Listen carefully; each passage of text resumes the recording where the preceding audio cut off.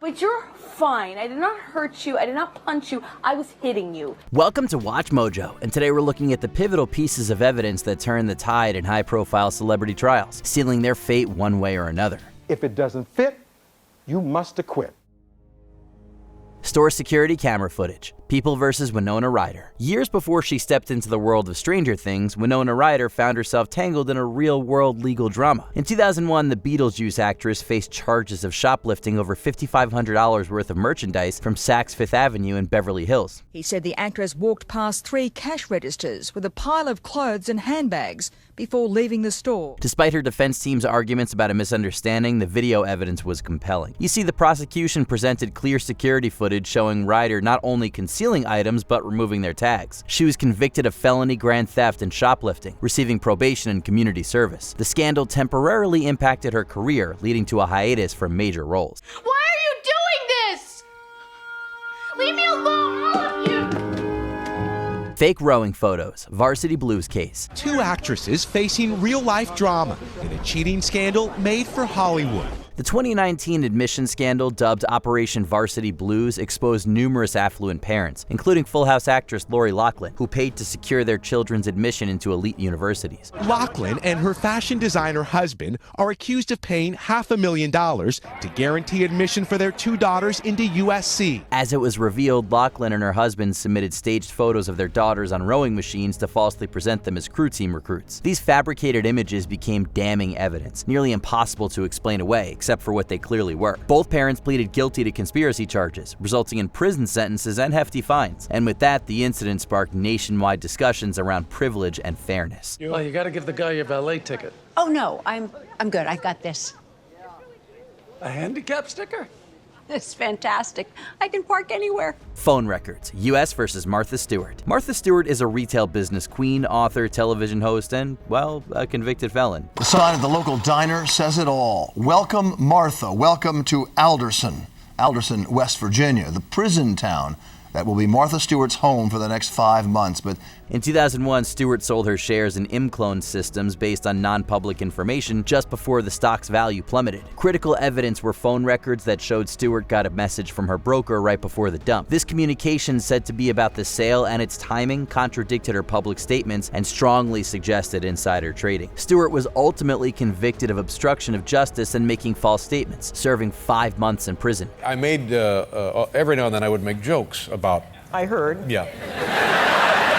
We had a TV. She bounced back, however, forging a comeback and rebuilding her brand stronger than ever. Rihanna's injury photos, People versus Chris Brown. She suffered 2 huge contusions on both sides of her face.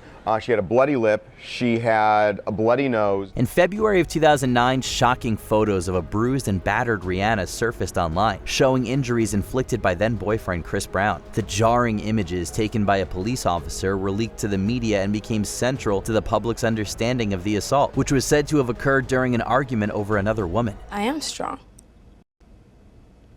This happened to me.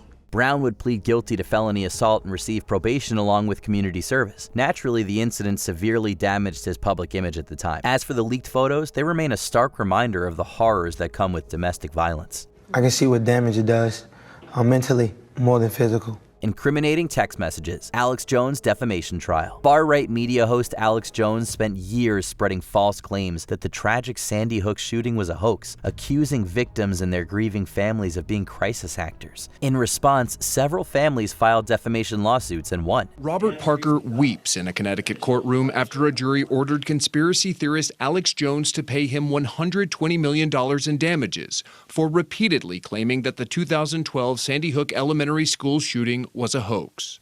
During a deposition, Jones claimed he couldn't locate any text messages related to the incident. But in a stunning twist at trial, it was revealed that his own legal team had accidentally sent 2 years' worth of Sandy Hook-related texts to the opposing counsel. As of 2 days ago, it fell free and clear into my possession.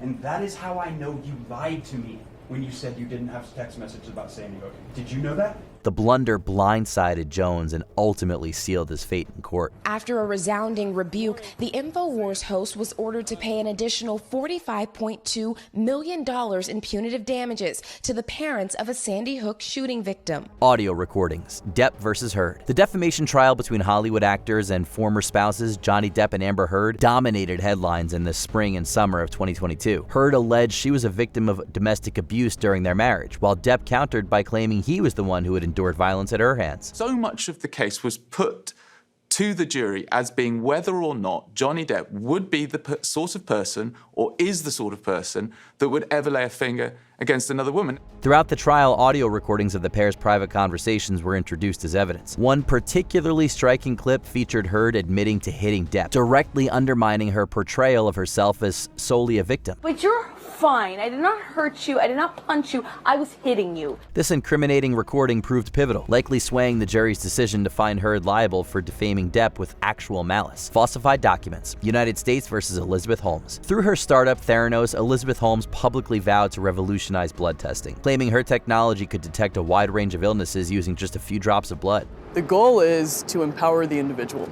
We believe strongly that the future of healthcare is in enabling the individual to have the information that they need to take ownership of their health. But as it turned out, the promises were built on lies, and Holmes resorted to forging documents to convince investors of the company's legitimacy. Two sets of fakes were especially damning in court. One included a fabricated endorsement from pharmaceutical giant Pfizer.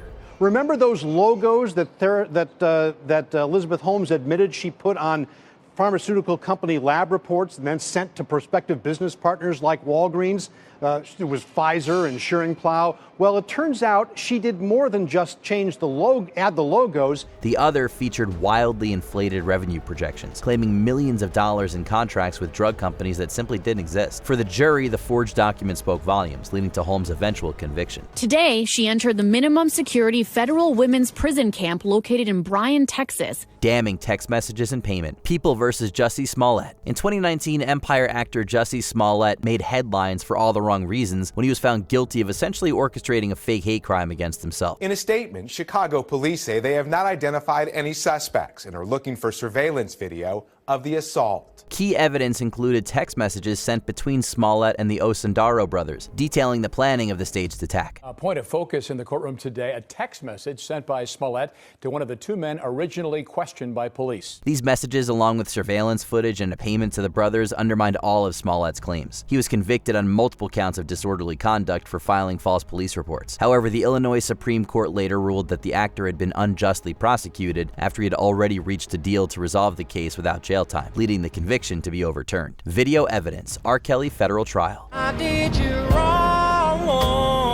I admit I did. R. Kelly's legal troubles had followed him for decades, with allegations of indecent misconduct and abuse dating back to the 1990s. His bodyguard handed me his phone number and said R. Kelly would like you to call him. It wasn't until his 2021 and 2022 federal trials that the full weight of justice finally caught up to him. Kelly faced multiple charges related to exploitation and trafficking, many involving minors. I want my story to be heard so people could take this situation seriously. But when I found out it wasn't just me, I just don't want it to get any worse. A turning point came in the form of video evidence, footage that the prosecutors argued showed Kelly abusing victims, including one who testified in court. Unlike in his 2008 trial where the alleged victim refused to testify, this time the evidence was undeniable. The tapes became the smoking gun that shattered any remaining doubt, ultimately securing Kelly's conviction. The fact that it took 20 years, to convict him is problematic.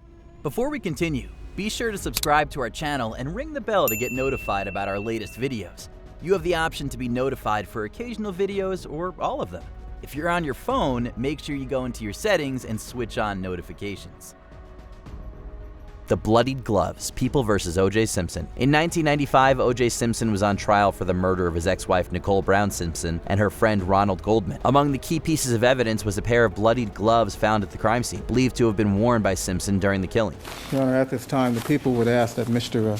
Simpson step forward and try on the glove recovered at Bundy as well as the glove recovered at Rockingham. Lead prosecutor Marcia Clark opposed having Simpson try on the gloves in court, but assistant prosecutor Christopher Darden went ahead, hoping for a dramatic reveal. Instead, the moment backfired. Simpson struggled to fit the gloves on his hands, no doubt casting doubt in the minds of the jury. The gloves didn't fit. Remember these words: If it doesn't fit, you must acquit. Simpson was acquitted, and the gloves became an enduring symbol of smoking guns, evidence that failed spectacularly. Do you think any of these celebrities' cases would have ended differently without the game-changing smoking gun evidence? Share your thoughts in the comments below. Back in the courtroom, Simpson smiled, and his attorneys were obviously pleased and relieved. The prosecution team sat stone-faced.